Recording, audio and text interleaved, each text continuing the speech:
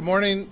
My name is Peter Husey, and on behalf of the Mitchell Institute for Aerospace Studies, I want to welcome you to this, our fifth in our series of Space Power for the Warfighters seminar series that we started in February. Before I introduce our esteemed speaker, I'd like to do a little housekeeping. On the 11th of June next week, we have Congressman Rogers. On the 13th is Terry Benedict, head of SSP. Then we have the mild-mannered General Herensack on the 17th. The commander of Strat Command on the 18th, Admiral Haney. General Welch on the 20th of June. And on the 24th, General Wilson, Global Strike Command. But for all of you, please, he will not be speaking here or at ROA. He'll be at the Air Force Association headquarters in Arlington. And that is going to be a joint Congressional Air Force Congressional Breakfast Series, which I run, and part of the Air Force Breakfast Series, which is part of AFA as well.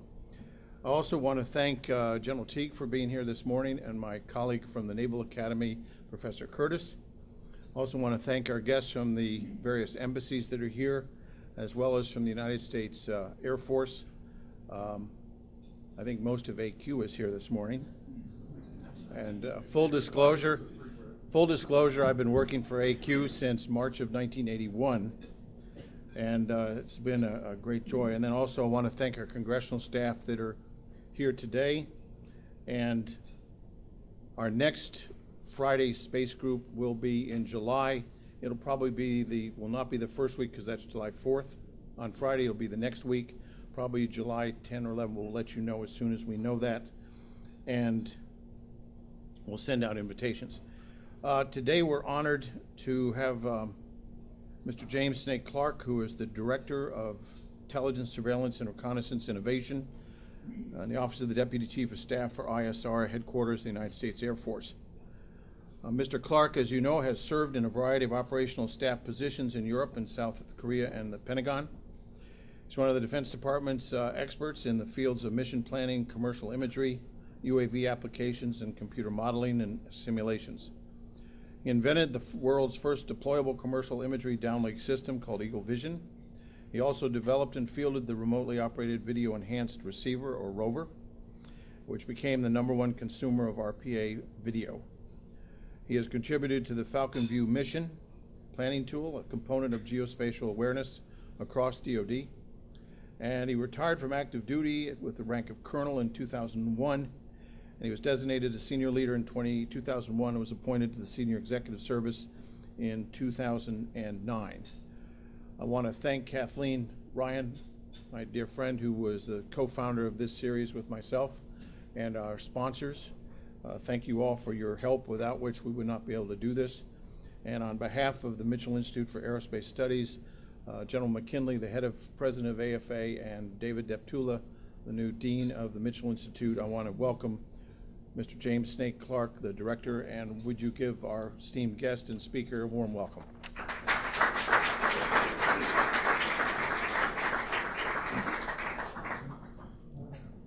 You know, when you start hearing a bio read, you feel like you're at a eulogy at a funeral. And I feel like the body at a wake. Your presence is required, not a great deal is expected of you. So I will hopefully live up to that expectation. First of all, I'd like to thank the Mitchell Institute, the Air Force Association, the sponsors, and of course, thank you for all coming out on this historic morning. There's a lot of things we'll talk about. I looked at the list of distinguished speakers that had done the breakfast, and I listened to the list of distinguished speakers that are going to come in the future, and I kind of feel like I'm the steerage class on the Titanic speaker. But Kathleen was so gracious to invite me, Colonel Steve Steele, my former boss at Ramstein 22 years ago. And if you know in the military, you always work for your boss. So let me start out. This today is just going to be basically my own personal perspective of space, of humanitarian operations, and what's happened over the last 20 years. I'm not an Air Force Academy graduate. I'm not a space guy.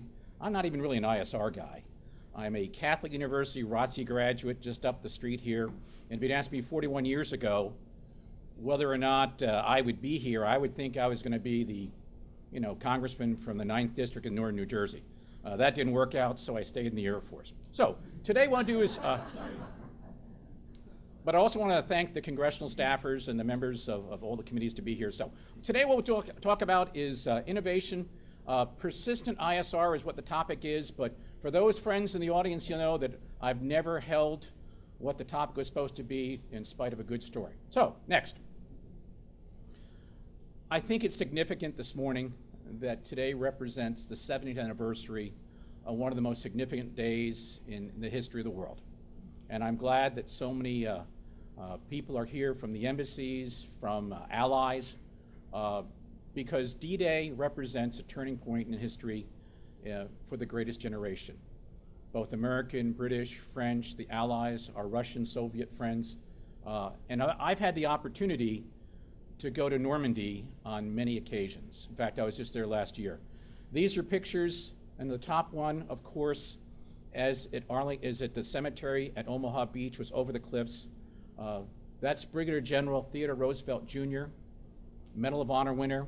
If you remember The Longest Day, portrayed by Henry Fonda, who had heart issues, the Deputy Divisional Commander, was there at Utah Beach. He died a month later of a heart attack. Buried next to him, and a Medal of Honor winner. Buried next to him is his younger brother, Quentin, who died in World War I, and he was interned from St. Michel, buried next to his brother, and they were sons of President Teddy Roosevelt. 9,321 American soldiers lie at Omaha Beach today. So, and that's me at Omaha Beach, and you look at the cliffs, and you look at the pillboxes, and you look at the courage of those Americans, those allies, the allies on the Eastern Front with the Soviet forces pushing, Czechoslovakia, all those member nations. So today is a very significant day in that history. And of course, it's interesting how the French at Normandy respect the honor and courage and have never forgotten. If you go to Saint Mère-Église, the church steeple there still is a parachute there with a mannequin representing the character the Red Buttons played in The Longest Day. So it's a very significant thing. But even back in D-Day, there was basically controversy. If you look at that large monument, is 0 kilometer in the liberation of France. That's at Utah Beach. If you go to Saint Mère-Église, in front of the town hall, there's another monument that says kilometer 00 for the liberation. So between the airborne and the force that landed at Utah Beach, there was controversy 70 years ago today, but that's a good controversy. Next. So what I want to do is give my perspective about space, about imagery, about combat, about humanitarian operations. And this, I'm a political science major from Catholic U, F4 pilot, so I'm not a particularly technical guy. iPod, iPhone, iPad, iSnake. So that's me, and I am a dinosaur. I believe in a breakthrough technology of the cassette and the 8-track. And I have my young exec and my NCOIC here helping me because I wasn't smart enough to do this. But really, we look at a legacy. So the legacy of 70 years of D-Day today to the legacy of a world that was created by that greatest generation, the iPad, the iPhone, the technology in the hands of our young airmen, soldiers, Marines, our coalition, our allies. It was that generation that allowed that technology and lessons learned. Next. I am a student of history, 3 operational tours in Europe, and I had the opportunity to go to most of the major battlefields in Europe. Verdun, all the World War I battlefields, Normandy, the Battle of the Bulge, and we need to learn from history or we are doomed to repeat those mistakes. But for ISR, for intelligence, Pearl Harbor, brilliant, this goes back to ISR. We had broken the Japanese N-24 code. We were deciphering and translating the 14-part message faster than the Japanese embassy here in Washington. But we were unable to get that 14-part message to Pearl Harbor because of bureaucracy communications. So we had done the brilliant thing of cracking the Japanese code, the Enigma, translating it, but still delivering that information to those that needed it the most. So the lessons learned from the greatest generation are still true today. And but it's interesting, so we did learn. So on December 7th, we weren't able to get the warning order at Pearl Harbor. But a brilliant innovator, kind of a risk taker named Commander Rochefort, who was the chief cryptologist in the Pacific, they had broken the Japanese code once again, and they knew there was a large Japanese movement towards a decisive battle in the Pacific. He decided, because the target was AF, and they didn't know what AF meant. So he basically had his compact fleet send a message in the clear from Midway that our water desalination plant was having problems. Within an hour, the Japanese reporting that AF was having water problems. That was operational intelligence that learning from Pearl Harbor to the decisive battle in the Pacific, the Battle of Midway. The World Trade Center, once again, 65 years later, how do we take those lessons learned to the operations today? So on the 70th anniversary of D-Day, I think it's good to be very cognizant of lessons learned and how we cannot repeat the mistakes of the past and how we can learn from it. Next. Okay, like I said, I'm not a space guy, but we invented a system almost 25 years ago called Eagle Vision. Who knows about Eagle Vision? Thanks to all my congressional staff friends for keeping Eagle Vision alive and well. Once again, technology was developed back in 1988 and 9 for combat air crews to have digital maps and digital information. Brilliant. But we did not have a process in which we could get information, digital imagery, to them. So I was a young major at the time. I was the mission planning program. Well, hold up. Yeah. And I went to DMA, Defense Mapping Aid. We've got some friends from the old NGA, DMA. And there was a wonderful old lady up there who has been working for DMA since Teddy Roosevelt. She, great American. And I said, hey, I'm Major Snake Clark. I'm the director of mission planning. And I saw some of this French spot imagery. Woo. An old F-4 pilot and Colonel Steele will tell you, we had handwritten, our target folders in Europe were basically B-17 target folders, and we were lucky to get those. And during Desert Storm, we were looking at imagery for Desert Storm, and there was a map that we got from DMA, and it showed the Egyptian-Libyan border, and it showed anti-tank defenses. So I looked at the bottom, so it was a reprinted map, British Topographic Engineering Study of 1943. It was a map reprinted from El Alamein. Didn't want to send guys into combat with a World War II map, but in deference to the greatest generation, it worked well for them, worked well for us. So the process was that commercial imagery was an emerging technology, so the technology was improving, but the bureaucracy to support them and the process was not. So there was a program called the Foreign Comparative Test, which our good friends in Congress have been very, very supportive through all the years, to look what our friends and allies build for possible application for U.S. and allied forces. So I had heard about this spot imagery. We had, of course, they were trying to sell to the United States, not very successfully. So they came to see me one day. I was a young brash major in the basement of the Pentagon. He was going to give me all the all the view graphs about the history of Toulouse and France and the Lafayette Escadrille and the French Revolution. And I was in particularly bad mood, bad hair day mood.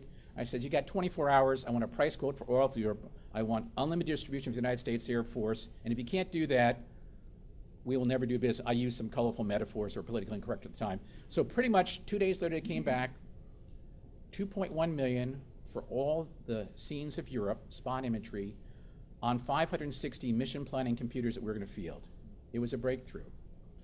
But we had no technology. We had no software standard for the process imagery.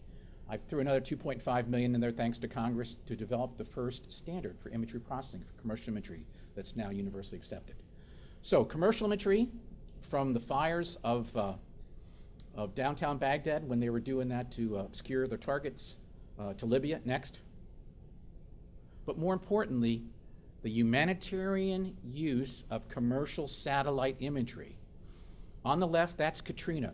Who would have thought in the continental United States that the internet would have been gone, that reach back, those kind of capabilities would be unavailable. The pre-cloud. That's downtown New Orleans. You can see the dark is flooded, the bright is unflooded. We use that imagery to General Honoré at Camp Shelby. In fact, we had a commercial ground station with the National Guard in South Carolina. They were collecting the imagery, but the military internet was down. We had a chief master sergeant taking the imagery from McIntyre, going to Panera's Bread, an internet cafe in Colombia, and over 48 hours with a very large cappuccino bill, and he was quite wired, passing imagery on an internet cafe to Camp Shelby to New Orleans to provide that to our first responders. And we used that imagery to basically determine where to put the pumps we got from Holland and where we get the humanitarian. And of course, there's the California rim fires, and we'll talk more about that. So combat technology for humanitarian first responder application. Really the full spectrum. Next. Like I said, I'm not an Intel guy, I'm not an ISR guy, but I know that the world is kind of a nasty neighborhood, and in a perfect world, you know, you don't, in a Tacloban, in a typhoon or a disaster in the Pacific, you don't have communications, you don't have reliability. So we invented something called Eagle Vision, and it's a C-17 transportable ground station, go back, that we can deploy anywhere in the world in hours. Unclassified satellite imagery to support our friends, our allies, our coalition partners, and first responders. And a C-17 is big. We can throw it in there one day. Next. There had never been a commercial imagery ground station before. It was invented the second day of the Gulf War because we had spot imagery in the Gulf War to use to update our maps, but to update that was difficult. So the Chief of Staff of the Air Force at the time was General McPeak. He flew F-15 Eagles, so I called it Eagle Vision. You know, fighter pods call things by names, not acronyms, because if you go to a briefing in town here, you will hear the acronyms, and for the life of me, I don't understand what they are these days. So Eagle Vision, this is in Uganda, and basically in a single C-17, you have an antenna that tracks the commercial satellites. You've got a box, it's basically like the DirecTV cable box, so up to 9 different satellites, and then you can process any format, in Falcon View, Google Earth, NPIC, or posters. And sometimes in a disaster, with our allies, our coalition friends, or our first responders, they just need a big print of where they're going. Or they need an image of what, before the tornado or hurricane hit, what it looked like the day before and what it looked like the day after. And remarkably, over these years, for first responders in the United States, you know, you would think you want to know where the hospital was, where the school was, where the police station was. That's true. But you also want to know where the Home Depot, Walmart, and Lowe's are. Because large parking lots, good traffic flow, you can get lots of people in there to get the water, to get the ice. You can park tractor trailers, you can land helicopters. They've got forklifts and they've got backup generators. So who'd have thought, post-Katrina, that we'd be worried about the location of Walmart and Home Depot? Interesting how we've learned through that. So that's Eagle Vision deployed. Next. There are 5 Eagle Vision stations worldwide. One at Ramstein is owned, is managed by the active duty. But then there are 4 Eagle Visions in the United States, in South Carolina, Alabama, California, Hawaii, maintained by the Air National Guard. What a great total force story. Air National Guard members supporting humanitarian operations, combat operations, with fantastic support from the governors and the delegations and the congressional staffers. Over 20 years of this team of active duty, reserve, National Guard, state, and thanks to our friends and congressional staff to keep this innovative program alive. As you can see, between Alabama, South Carolina, and California, complete coverage of commercial satellite imagery for the United States. Hawaii, it's really kind of cool. If there's ever, but tsunamis and those type things. Next. So over the last 24 years, we've concentrated on European-based satellites. So this is Ramstein Eagle Vision, and you can see 9 satellites, 3 passes a day, up to 4,500 unclassified images available, communications free. In the world of natural disasters, Taclobans, those type things, having a ground station that a commander or a humanitarian director, governor, has in his parking lot, accessing unclassified imagery in his parking lot, solves the problem of communications and reach back. So in the parking lot in Ramstein, we can see Libya, and we use, next. Really a coalition success story, thanks to the Foreign Comparative Test Program supported very well by Congress. Over the last 23 years, we've tested 19 satellites.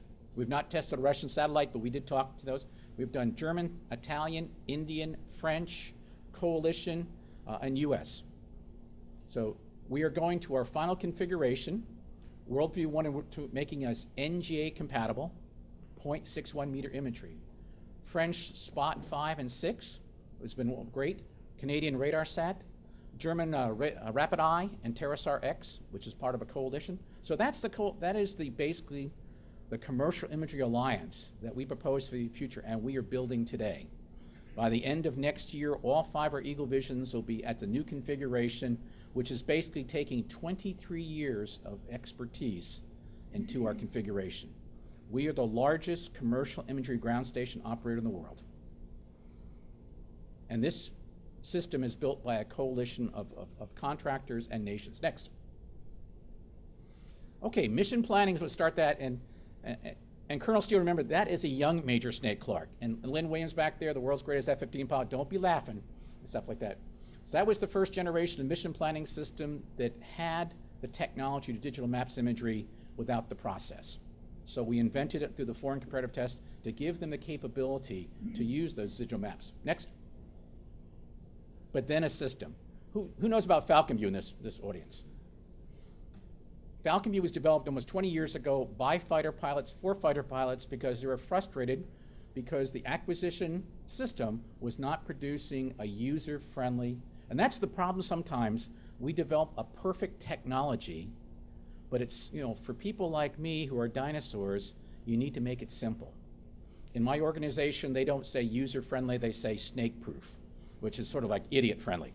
If I can use it, so we invented something called Falcon View, which is basically to take all the maps and imagery in a relational database. And that's important because the technology is just not a single picture, but that picture going from the globe down to the street, down to the neighborhood, maps and imagery in a relational database so you get situational awareness. That is true for combat, and that is true for humanitarian. That's the technology. In Falcon View, 54,000 copies, 55 nations use Falcon View as their common operating picture. It is the standard in NATO and ISAF. Laptop computers with Falcon View with unclassified imagery is the standard because it's important. Any operation we have in the world today, we need to make sure that all the coalition partners are on the same map and the same image. It is important to do that because in a dynamic situation, you can't afford to have an allied member on an older map, another NATO country on a different map because error could do. So it's in the best interest of the coalition and the United States, same map, same image, unclassified from the get-go. So, and it's an incremental thing. We believe in what we call the 70% solution. Don't wait for years for perfect. Get something to the hands of our first responders and warfighters quickly, because these young men and women out there who grew up with iPods, iPhones, the internet, they are not bashful to tell us what works and doesn't work. So you give them something, they come back with very, very critical comments that we can take action upon. Next. Google Earth. So the world is broken in 2 ways, Falcon View and Google Earth. Before there was Google Earth, there was Falcon View. We've done that, we keep perfecting that. But pretty much everyone in the world today knows how to use Google Earth. And we've embraced Google Earth and working that. So all the software, all the overlays that we work in Falcon View now superimpose over Google Earth. And then you can have any coalition member, any ally, any first responder, you sit them in front of a Google Earth terminal, they know right away. So there's no learning curve. And it's Google is a universal language. Falcon View is a pretty good language, but Google. So we support both, but that's our end consumer. And you can see over the Nellis Range Complex, we can put all the fancy graphics for old people like me. And for old people like me, they put the big red dome. Red is bad, don't do that. You know the secret of fighter pilots? Landings must equal takeoff. Blue is good, brown is bad. Of course, where you land and how you land is somewhat of a critical equation. Next. Okay, the adage in this town, you don't have to be good at just do it longer than anybody else. I've been working in the unmanned aerial vehicle program since November of '96. I was a colonel 1 week when the chief of staff asked me what I knew about Predator.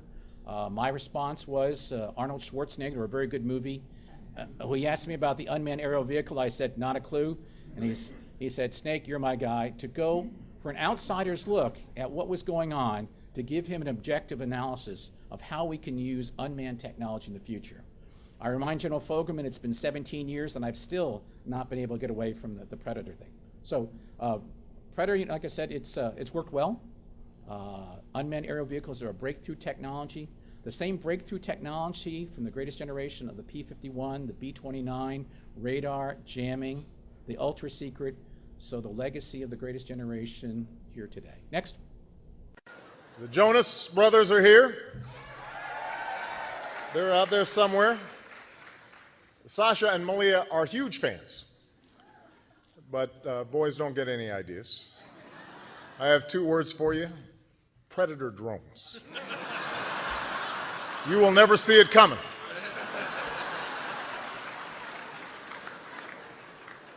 You think I'm joking? Predator is a glider with an Austrian snowmobile racing engine, racing into combat at a grand total of 75 miles an hour. The BMWs in the Beltway, non-rush hour, go faster than my Predator. Predator flies at the same speed comparably to the Wright Flyer. It is the breakthrough technology. But there is a sense of humor in this world. Like I said, I'm a ROTC guy, and Kathleen will attest. At the Air Force Academy, Mitchell Hall, hanging from the ceiling is a Predator with my name on it. My wife, a former Air Force JAG, comments there is a sense of humor in the world. Someone with no military bearing whatsoever, there's a Predator hanging at Mitchell Hall with your name on it. There is a sense of humor. You know, when I first started working Predator, there were 5 aircraft. We've flown 4,500 hours. Now over 240 aircraft, 2.4 million hours. Next. But it's not, and this is where it goes back to lessons learned from the greatest generation. It's not the information, it's how you use it, how you get it to people. You know, so we had the Predator video, which is really very impressive, but just because it's at a command center, just because it's with a commander, does not mean that the truck or the MRAP or the team turning the corner is going to have the information that's what's over the next hill. For our first responders, where is the bridge about to be flooded? Where is the water saturated? So how do you get that information to those who need it most? And we called it Rover. You know, interesting, there's an analogy here. We use spot imagery and Rover. Our next major program we call Fido, or Rin Tin Tin. So Rover was basically developed early on to provide the Predator video to a gunship hundreds of miles away. We had a warrant officer who came back from combat and saw what we did with the gunship, says, can you help my guys on the ground? And I thought that was a good idea, so basically within 2 weeks he left to go back to the combat zone with 20 suitcases for what we call Rover. So Rover is simply a device that downloads the information directly from the UAVs, from the helicopters, and such in the hands of those in the warfighter. It's interesting though, so a combat application, and we use Falcon View, so it's just not the UAV targeting pod imagery, but it's in context with Google Earth or Falcon View, so now you know where the full motion video, you know the street, you know the neighborhood. Our organization works on what we call the CNN requirements process. If it's a lead story in CNN, someone from my office is on an airplane. The center picture is the top of the embassy in Port-au-Prince, Haiti. When the earthquake hit, we knew they would need imagery, we knew they needed support. So basically we had 3 people go down to Eagle Vision, Alabama to take the old imagery of Haiti and Port-au-Prince, take the most current Eagle Vision collections, and then went to Fort Bragg and proceeded, no, that wouldn't be, they convinced the C-17 air crews to take them to Port-au-Prince when 2 of our colonels were down at US Southcom to convince the general it's a good idea. Southcom approved about 3 minutes before the C-17 landed at Port-au-Prince. So technically speaking, we did have approval. So there they are, setting up a Rover on the and there weren't very many buildings still standing in Port-au-Prince. Now, at that point, did we have direction from anyone to go do that? No, it was the right thing to do. Innovation, it's better to ask for forgiveness than permission. So that's Port-au-Prince, and of course, there they are at the UN compound outside the airport at Port-au-Prince to provide imagery and stuff off the helicopters so that the challenge was to get the trucks from the airport to those villages outside of Port-au-Prince.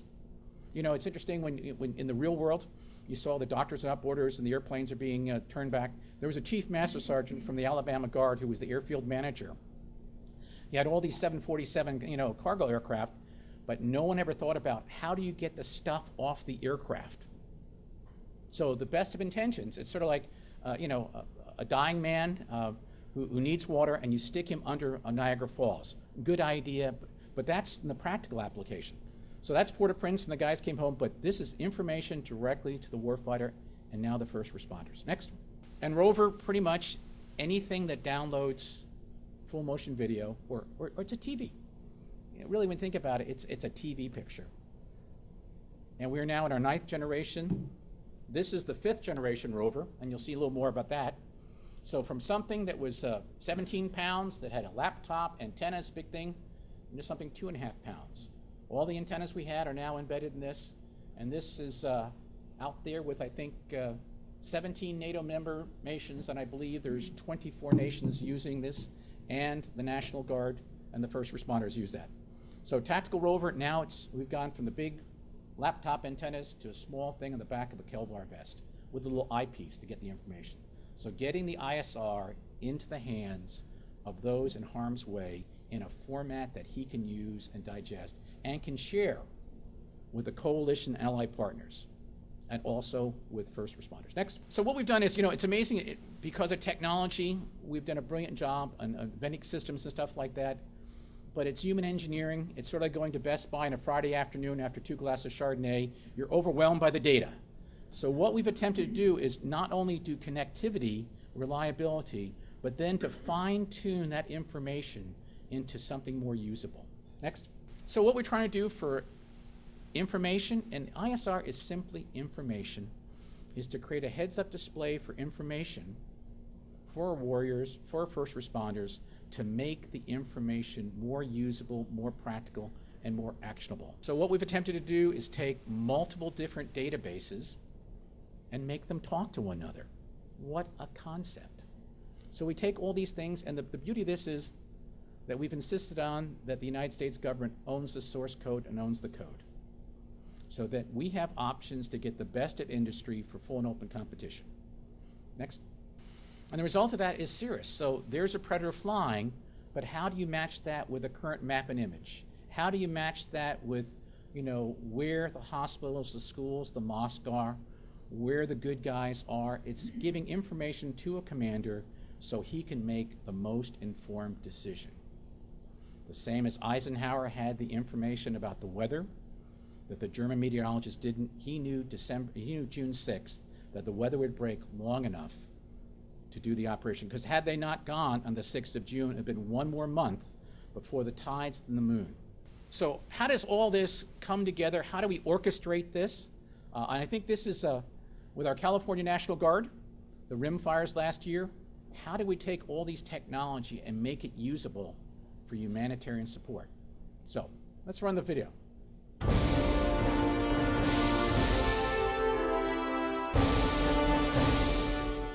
Following is the story of the Predator drone and other Department of Defense technologies assisting first responders at the California Rim Fire. On August 17th, the 4th largest wildfire in California history, the Rim Fire, started from a hunter's illegal campfire near Yosemite National Park. CAL FIRE commanders made an historic request to have Predators fly overhead and provide video of the fire. The 163rd Reconnaissance Wing from the California Air National Guard flew the Predators. This was the first time in the continental U.S. that Predators maintained continuous flights in support of wildland firefighting. So we just got on, put our sensor on the ground, got with the fire captain there and said, hey, what do you need? And then we just started pushing out our full motion video to the people on the ground so we could show them exactly what is going on around them. It was magical. As soon as that camera hit the ground, I don't think you could have gotten that smile off my face in any way, and it's been there ever since. The first of the additional Department of Defense technologies used by firefighters during the Rim Fire is a handheld device called the Rover. The Rover displays video downloaded from aircraft flying within range. It also displays mapping tools such as Google Earth. Google Earth adds context and location to the video. Any first responder who is in range of the predator signal can receive the predator video and, using Rover, can instantly react to the information. The combination of a firefighter and a rover with a predator video can potentially save a firefighter's life by displaying escape routes that a firefighter would otherwise not see. Eagle Vision, another technology used at the rimfire, provided commercial satellite images to the CAL FIRE Command Center. These images are piped through a computer network developed collectively by the Department of Defense and the National Guard. The final technology, a web portal known as Cyrus, ties all these technologies together by using a Google Earth map overlay to provide a common operating picture to all rimfire participants accessing Cyrus. Through Cyrus, participants digitally collaborate and distribute information, speeding up decision-making and increasing information resources. I'm tremendously proud of this wing and all the airmen in it that have helped make this happen. This is fundamentally changing the way that we're going to support emergency response officials during disasters. Keep it up, and there's more to come. The National Guard's rimfire support is a prime example of a life-saving use of technologies developed by the military. Predator video, rover mapping, Eagle Vision imagery, Cyrus data sharing, all of these played key roles in controlling the rimfire. In the words of a CAL FIRE commander, Captain Jeremy Salazzoni, these tools, especially the Predator video, are game-changing. They redefine how we'll fight fires. They save lives by enabling a higher safety rating for first responders on the ground. The talented teams under the guidance of Mr. James Clark, the Director of Air Force ISR Innovations, have either developed or monitor the development of all of these technologies.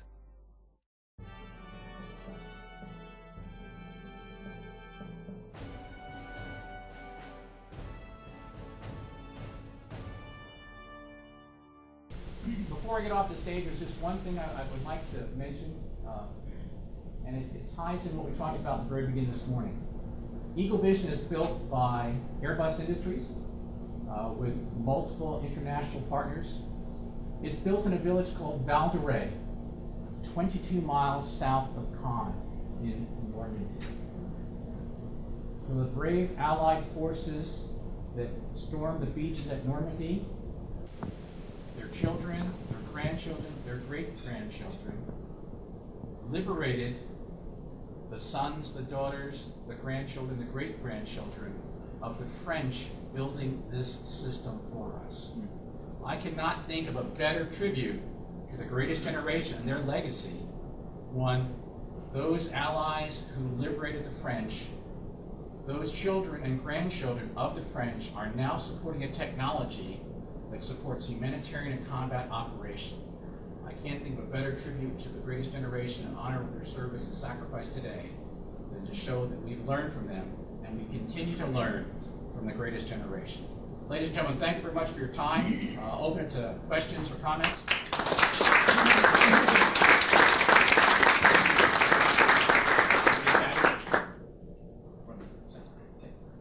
Any questions? Anyone still awake? Oh, and by the way, this is Satellite Toolkit, so this is pretty much Eagle Vision TV today. So in approximately 1 minute 38 seconds wave, I have a Spot 6 flying over us.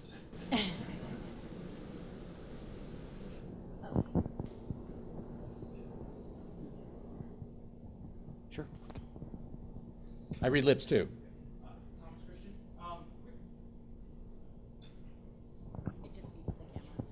Thomas Christian, quick question. So in the humanitarian side of things, certainly pushing more information out is a better thing. In the battlefield and in an operational sense, though, I mean, certainly, even though this imagery and this information is unclassified, we certainly wouldn't want it to get in the hands of our adversaries because that could potentially benefit them. So how do you strike that balance between spreading that information out, but yet also making certain it doesn't get into the hands of the wrong people? And I'm strikingly remembered of a couple years ago where I believe it was the downlink wasn't encrypted and it was a media firestorm because the insurgents or whomever potentially had access to this imagery and that type of stuff. So how do you strike that balance? That's a very good question. It's been brought up over the years. Just like a password on your cell phone, all the devices we field have basically got a password. And if we lose a device, we just turn it off. But there is that very, very fine balance about information leaning forward to the warfighter and the first responder and the possible exploitation by an adversary. And that's something that, we think that one of the ways, and I can't speak for the commanders, we just provide the technology and allow the commanders or the first responder, governor, to determine how best to use that. It's sort of like a scalpel. How do you actually use the scalpel precisely? I think in the conclusion we've had over all these years that getting the information to the warfighter quickly, that they can identify the information, use the information far faster than a potential adversary can defend against it. And one of the unique things about UAVs, it's sort of like that traffic policeman waiting in a corner. It's the deterrent value. You don't tend to go through red lights seeing the police car right there. So some of the things about UAV technology is more preventive. What are your biggest challenges in terms of developing new technology with respect to both resources available and technology? Well, I think from just my perspective, Snake Clark's, we owe it to industry. We owe it to our coalition partners and our friends that, what a first responder and a warfighter wants sometimes when it goes through bureaucracy isn't necessarily because there's lots of different steps to review. So how do you balance a proper review of those requirements with embracing technology? Just look at the iPhone. In a normal acquisition for the United States government process, how many new iPhones and software developments have been fielded? So there's that marriage, but I think for us to industry and to our coalition and friends, how do we articulate to them a requirement that, one, makes sense, is what the warfighter or first responder really wants? Because 70 years ago, computer technology was used by the governments. Colossus, the first computer, was used at Bletchley Park by our British cryptological friends to start breaking the codes. And for many, many years, the government was the dominant, in the marketplace. But the world has changed with phones, with computers, with technology. So how does the United States, embrace this new technology in a proper format that there are safeguards? So that is a challenge, and we're still working that.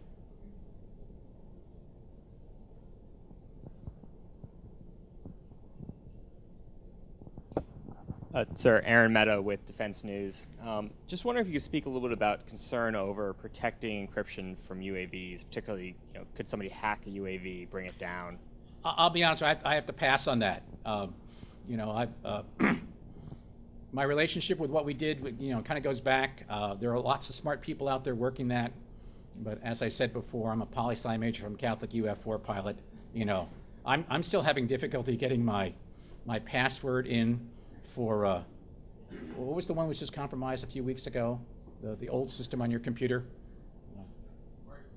Yeah, so there are smart people out there, but I'm not the guy to ask, really.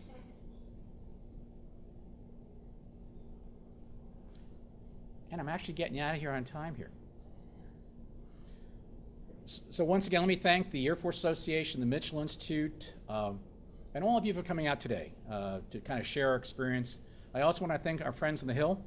I want to thank the National Guard. And it's ironic that General McKinley, who's now the head of the Air Force Association, was the head of the National Guard, and his great support. I want to thank our friends from space, AQS and all that, the partnership. I want to thank our friendly allied nations and all the nations here today. On the 70th anniversary of D-Day, it's remarkable that we are sitting in Washington, D.C. With Air Force, with government, with nations that were part of the great patriotic war, as some would call it. Their sacrifice, I think, I watched part of it this morning when I was coming to work. You just look at the greatest generation. We owe it to them to improve what we've done and honor their memory and their legacy. So thank you very much.